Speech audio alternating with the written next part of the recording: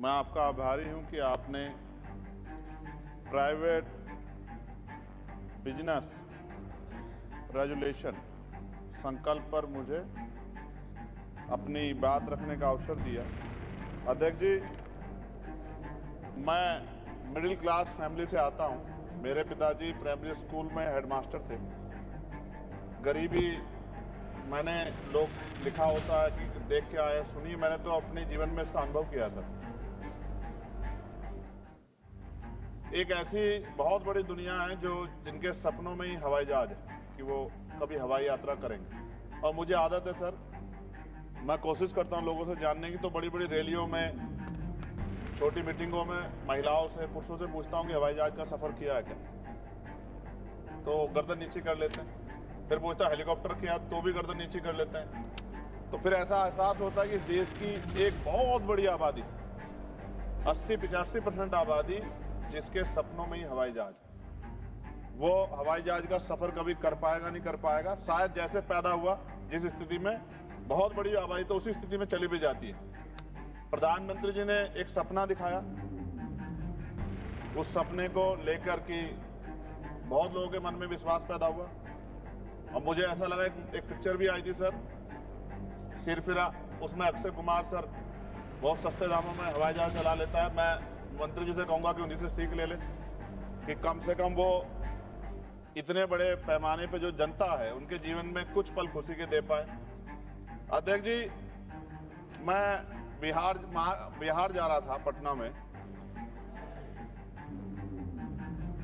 आपके लिए वहां इन्होंने एक यात्रा निकाल के माहौल खराब किया था गिरिराज सिंह जी ने, उसी को रोकने के लिए जा रहा था सर। तो मेरे साथ एक दिल्ली के द्वारका के सज्जन बैठे थे, गोयल जी। जब चर्चा हुई तो मैंने उनसे पूछा कि सर कहाँ आप, कैसे? तो उन्होंने कहा हमें जाना तो कुंभ में था सर। मैं बिल्कुल स्पष्ट सच बात बताऊंगा सर, मैं राजनीति नहीं करता सब चीजों पे, मगर इसलिए नहीं जा पा रहे क्योंकि मेरी पत्नी जाना चाहती थी, मगर बजट में नहीं आ रहा है, हमारे बजट से बाहर हो रहा है। तो हमने कैंसिल कर दिया अपना प्रोग्राम। कहाँ पे? कुंभ जाने का। ट्रेन से चल जाते, हम भी तो ट्रेन से गए सर। ट्रेन में तो 7-7 घंटे का वो था, वेटिंग थी सर। आप तो यंग आदमी है, वो बुजुर्ग लोग कहाँ, रिटायर आदमी है सर, वो कहाँ से बेचारा करता है सर। ये आप ही की सरकार में बताइए ना कि ट्रेन से जाना पड़ रहा है। आपको अपने ऊपर सोचना चाहिए भाई कि आप एमपी हैं और आपके परिवार के लोग बेचारे ट्रेन से जा रहे हैं। कौन सी वो वीआईपी कल्चर कहाँ गया सर?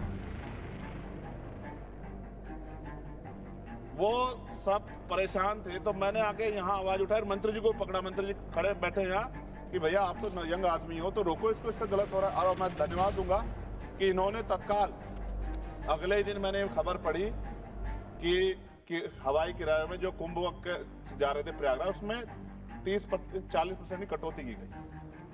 यानी कि जो 50-60 हजार रुपए हो रहा था उसको कम करके 25-30 हजार रुपए तक किया गया। ये तब हुआ, ये गवाह बैठा है मंत्री जी इस बात के। ये क्या कह रहे हैं? ये गंभीर बात पूछ लो सर, आप पूछ लो, कम करा सकते हो, पूछ लो आप ये पूछो, मैंने इनसे कहा नहीं कहा। और ये अगर ये इनके हाथ में दे दो फिर कैसे हुआ सर, ये भी मंत्री जी बता सकते हैं। तो सर मेन क्या है, बहुत, क्योंकि सरकारी नौकरियां तो सर 2% है, 98% प्राइवेट सेक्टर है। तो जो प्राइवेट जॉब करता है, जैसे एक्स कोई बेंगलुरु में निखिल और सुरभि वहां जॉब करते हैं और अपने घर आना चाहते हैं सर।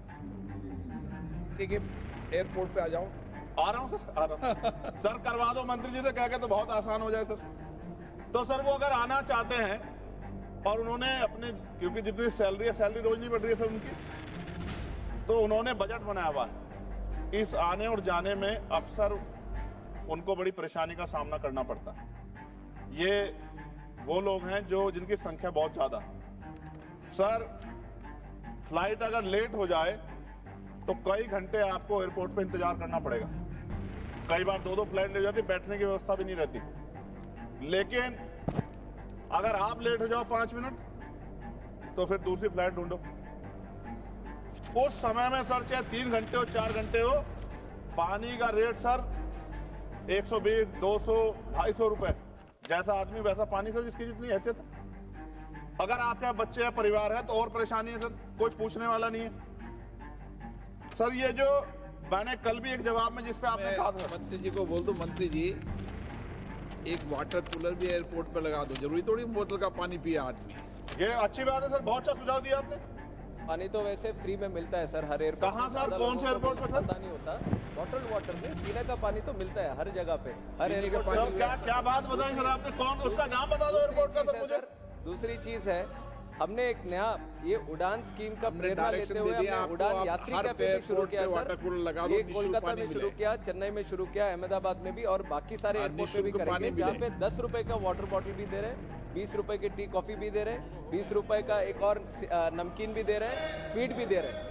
ये नहीं ये किया है, ये वास्तव में है, ये वास्तव में है सर। अभी कोलकाता में किया है, चेन्नई में भी किया है, अहमदाबाद में भी किया है, हर जगह भी करेंगे। चलिए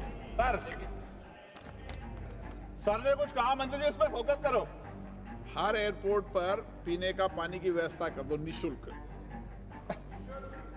सर ये बड़ा अच्छा आदेश सर आपने चेयर ने कर दिया सर, ये बहुत महत्वपूर्ण है। मंत्री जी इस पर काम करें, बहुत लोगों का भला होगा। सर एक चीज बहुत मेरे दिमाग में बहुत मुझे जो पीड़ा देती सर, आप पीड़ा मत दो आप। सर खत्म कर दो, 2 मिनट में खत्म कर दूंगा सर। आप चेयर पे बैठे हैं तो और ज्यादा अच्छा है सर। जैसे हमने बोलना है इसमें लिखा गया दिया गया था कि अगर समय से पहले कराते हैं तो टिकट सस्ते होते हैं, और समय के साथ करा देते हैं तो टिकट महंगे होते हैं। ये अच्छी बात है सर, कुछ ही घंटों में ना तो सीट की संख्या बढ़ती, ना स्टाफ पे कोई प्रेशर आता, ना ही कोई ज्यादा माल आता, लेकिन रेट बहुत बढ़ जाते हैं। सर सवाल मेरा ये है मंत्री जी से, अगर जिन लोगों ने कुछ लंबे समय पहले टिकट खरीदा सस्ता, तो उनको बीमा में कुछ कम पैसा मिलता है क्या? या जिन्होंने महंगा टिकट खरीदा उनको अगर कोई दुर्घटना हो जाए सर, कुदरत ना करे हो, तो क्या ज्यादा पैसा मिलेगा क्या? ये जो पैसा तो बढ़ता है, लेकिन क्या इससे उसकी वैल्यू भी बढ़ती है क्या सर? सर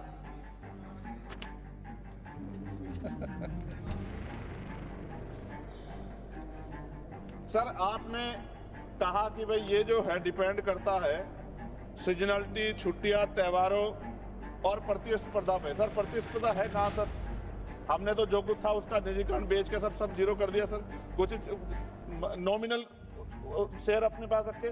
प्रतिस्पर्धा तब होगी जब गवर्नमेंट के 10-12 एयरलाइंस होगी अपनी। जब गवर्नमेंट की अपनी एयरलाइंस होगी तभी तो प्रतिस्पर्धा होगी। जब गवर्नमेंट की एयरलाइंस होगी तो कहां की प्रतिस्पर्धा? फिर तो वो मन चाहे डाका डालने चाहे लोगों की जेब पे। सर मच्छर सुविधा देखो, सीटों के हालात देखो। मंत्री जी ने किया था, शिवराज सिंह चौहान जी ने, कृषि मंत्री जी ने, क्या हाल थे एयर इंडिया के, कि सीट खराब थी उनकी सर। चलिए आम आदमी की छोड़िए, मंत्री जी को सीट नहीं मिली अच्छी। और मैं फिर कह रहा हूं, आपसे बहुत उम्मीदें हैं मंत्री जी कि आप कुछ नया करके दिखाएंगे और प्रतिस्पर्धा पैदा करेंगे। गवर्नमेंट सेक्टर से सर अच्छी कुछ फ्लाइटें चलाने का काम करेंगे। और मैंने आपसे मांग की है कि मेरे लोकसभा क्षेत्र नगीना में, वहां से मुंबई को से भी व्यापार होता है, दिल्ली से भी होता है, अरब कंट्री से भी होता है, लोग करते हैं सर। मेरी मांग है कि मेरे लोकसभा क्षेत्र नगीना में एक एयरपोर्ट आप बनाएं सर। वो एयरपोर्ट बनेगा तो मैं कहूंगा कि मंत्री जी ने बहुत अच्छा काम किया। नहीं बनेगा अध्यक्ष जी तो फिर मैं क्या कहूंगा कि एयरपोर्ट वहीं बनेगा जहां मंत्री चाहेंगे। और मंत्री जी किन की बात मानेंगे? आप मांग करते रहना सालों तक।